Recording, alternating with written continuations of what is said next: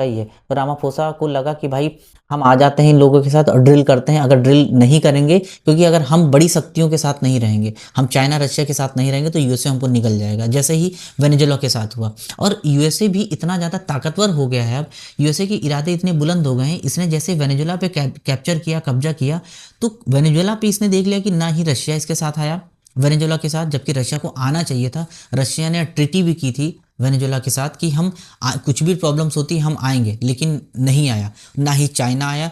तो इन लोगों को लगता है कि साउथ अफ्रीका को लगता है कि हमको यूएसए निगल जाएगा अगर हम रशिया और चाइना के साथ, बड़ी शक्तियों के साथ नहीं रहेंगे।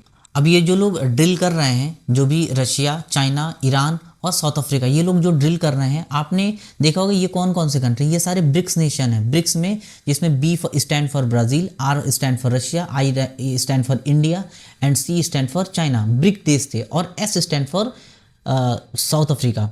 तो ये जो ब्रिक्स कंट्री है, ब्रिक्स प्लस अब एक्चुअली ईरान भी इसमें शामिल हो गया है। तो आप लोग के मन में ये आ रहा होगा कि ब्रिक्स कंट्री जो सब लोग साथ आए हैं, यूएसए के अगेंस्ट आए हैं, यूएसए के अगेंस्ट इन लोगों ने ड्रिल स्टार्ट कर दी है, तो इसमें इंडिया और ब्राज़ील क्यों नहीं है? ब्राज़ील और इंडिया क्यों नहीं है? एक्चुअली इंडिया इसलिए नहीं है क्योंकि आप लोग को भी पता है कि इंडिया कभी भी किसी भी कोई भी बैटल किसी भी कंट्री के अगेंस्ट अगर कोई ड्रिल होती है, उसमें इंडिया शामिल नहीं होता है। ये इंडिया की डिप्लोमेटिक ही का आप कह सकते हैं।